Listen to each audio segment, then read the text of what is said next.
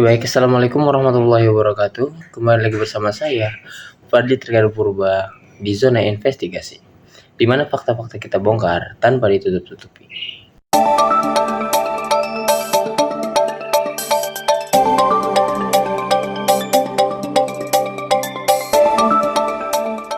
Oke baik, teman-teman sekalian, kali ini kita bakal membahas tentang reportase dan reporter. Oke.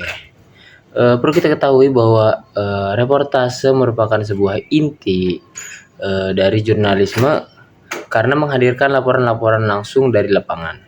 Nah, kemudian yang dimana laporan ini bersifat saksi mata yang menekankan aktualisasi, akurasi, objektivitas, menekankan dan disajikan langsung dari sumber kejadian.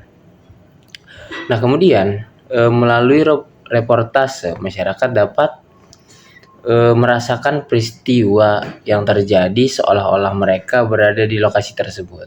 Nah, sebab sifatnya yang deskriptif dan faktual. Kemudian reporter sebagai pelaksana dari reportase itu sendiri menjadi mata dan telinga masyarakat dalam menyampaikan informasi penting. Nah, kemudian peran reporter ini sendiri, peran mereka itu sendiri tidak sebatas sebagai agen perubahan sosial dan penjaga demokrasi, karena berita yang disampaikan mampu mempengaruhi opini publik serta menjadi alat kontrol sosial terhadap pemerintahan maupun masyarakat luas. Nah, kemudian ada keterampilan menulis sebagai dasar utama seorang reporter, karena berita yang ditulis harus jelas, singkat, padat, dan informatif. Nah, kemudian selain itu juga keterampilan wawancara juga penting. Kenapa? Karena hal ini dimaksudkan untuk menggali informasi-informasi secara lebih mendalam dari narasumbernya.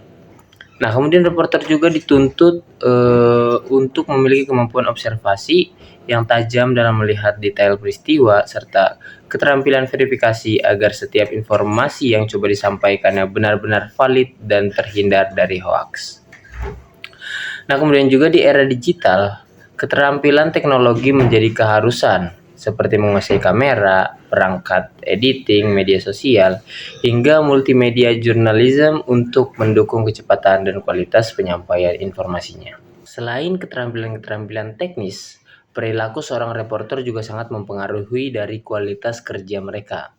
Nah, di mana reporter profesional itu harus menjunjung tinggi etika jurnalistik, menjaga objektivitas, kemudian bersikap jujur dan transparan, serta menghormati hak dari narasumber. Nah, kemudian mereka juga dituntut untuk meneliti dalam memeriksa fakta, ramah dalam berkomunikasi, dan adaptif terhadap situasi yang tak terduga. Kemudian integritas juga menjadi landasan utama, sebab hanya dengan sikap profesionalitaslah dan beretika, kepercayaan publik dapat dipertahankan.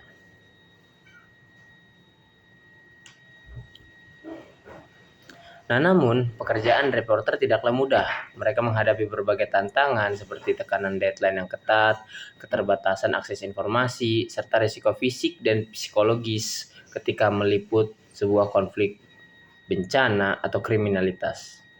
Nah, kemudian selain itu juga seorang reporter juga harus menghadapi tekanan-tekanan dari pihak-pihak tertentu, karena maraknya berita palsu hingga fenomena-fenomena clickbait yang menguji independensi dan integritas mereka. Nah, jadi tidak jarang dari reporter ini sendiri mendapat kritik-kritik tajam dari publik, yang dimana ini menuntun mereka untuk semakin hati-hati dan profesional dalam menyampaikan berita.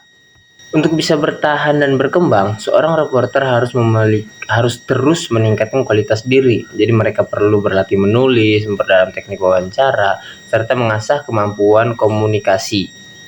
Nah, etika dan objektivitas juga harus tetap dijaga meski berada di bawah tekanan. Karena reporter juga harus dituntut untuk adaptif terhadap perubahan, memiliki rasa ingin tahu yang tinggi, serta menguasai teknologi-teknologi digital agar mampu bersaing di tengah arus informasi yang begitu cepat. Nah, jadi kemudian tak kalah penting, menjaga kesehatan fisik dan mental menjadi bagian dari profesionalisme. Karena pekerjaan itu kerap menuntut kesiapan menghadapi situasi yang beresiko.